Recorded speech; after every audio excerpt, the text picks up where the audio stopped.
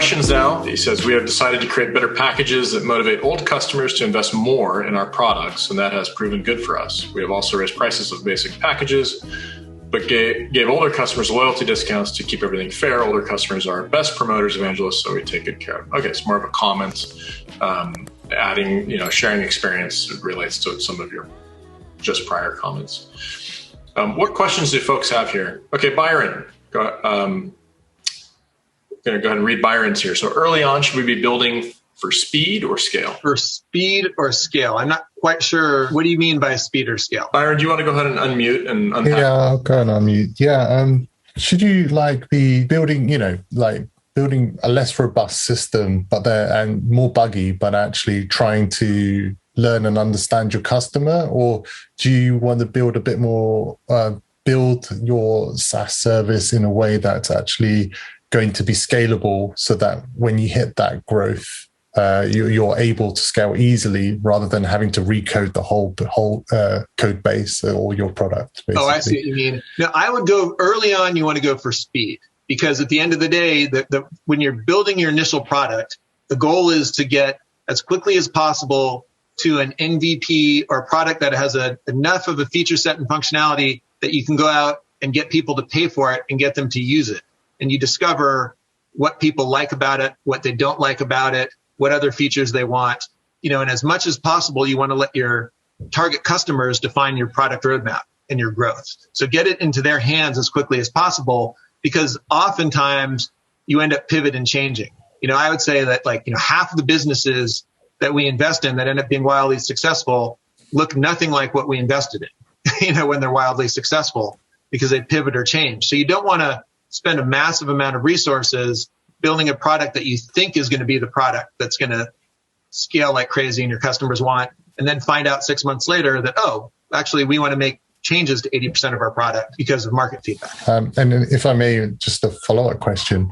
Yeah. I guess if you're building for enthusiasts and a very niche customer base, when do you ever ditch them and go for the and take the risk and jump to the early majority, I guess, and the bigger customer base? And is this for a B2C product, a consumer product, or is this for a B2B product? I guess B2C. Yeah, so that's a different. So most of what I was talking about today is relevant for B2B. For B2C, ultimately, it's completely fine to have a product that's geared towards enthusiasts as long as there's enough of them out there, right? For you to get to significant revenue price points. It's a challenge because you often need a two-tiered pricing model, right? Those enthusiasts might pay you a lot more. And so maybe you need a pro and a standard pricing model. Is probably the most common way that you do it. But, for a B2C business model, it's all about being able to acquire customers at scale cheaply. You just have to run experiments and see, are there channels or through, Google AdWords or Facebook or other, content marketing, can you drive users to sign up? Because consumers don't pay a lot, so you have to be able to do that, drive signups cheaply. All right. Good questions, Byron, about the MVP and if it's still fashionable. And it sounds like the answer is yes. Merit from Finland asks, in net churn, should one take into account new customers gained that month rather than just the upsells on the positive side? No. So for churn, anything, if it has the word churn in it, you completely ignore any new customers gained that month. On net churn. Whether it's the customer churn, revenue churn, or net churn. The one where you get to count that is where I said, ignore all those metrics and just focus on net new MRR. Okay. That's where you get to count your new customers as well. Cool. Great. Good question, Merritt. Thanks for clarifying. Shannon asks, in the earliest days of a startup, say the first 5 to 10 customers, there's a question of when to give the product free for X number of months and when to start charging. Also, how do you manage giving the product free for some customers while charging others? Never give your product away for free if you don't have to. So here's the problem with giving it away for free is your customer then ascribes no value to your product. And also they haven't had to pay anything. So there's no sense of urgency to really use it or get it implemented, and they don't put any resources in it. There's this huge psychological aspect. If you want to let them pay you just $500 or $1,000 for a trial period for 3 months, that's great. But you'll find that just by getting $500 out of them for that 3 months instead of the normal $3,000, they've paid for something.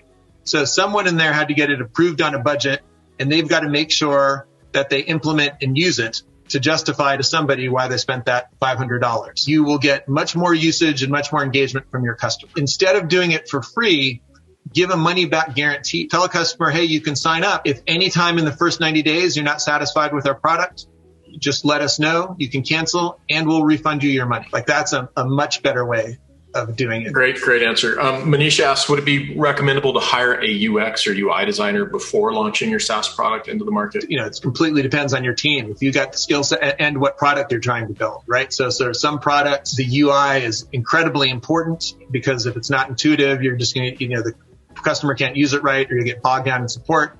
Others, it doesn't matter as much, and it just depends on your also team skill set.